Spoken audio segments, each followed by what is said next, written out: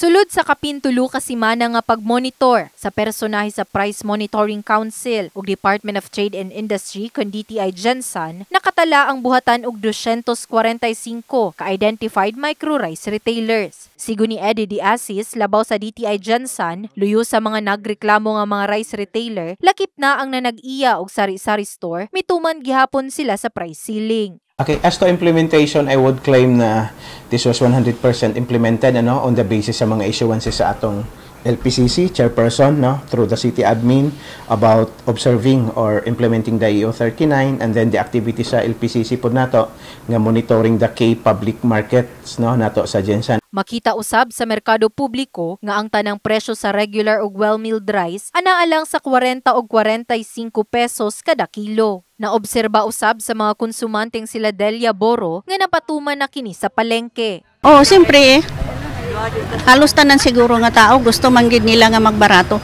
Di lang bugas na mo ak na obserbahan nga karon kaluoy sa Dios nga hinaot ma-regular na kayo ang atong presyo sa bugas. Lami gani unta og pakunhuran kay lisod na takaayo karon ba.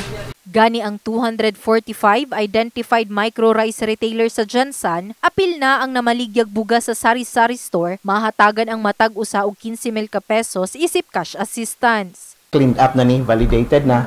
Ang buhaton na lang sa DSWD is to contact them to bring their mga identity papers nga sila jud na, eksakto ang mga spelling, eksakto ang mga pangalan kung sila bang owner, sila jud ba ang dapat maka-receive. Bisan pa man na humana ang inspeksyon sa 26 ka barangay sa Gensan, padayon gihapon ang matag-adlaw nga monitoring sa mga personahe sa Price Monitoring Council.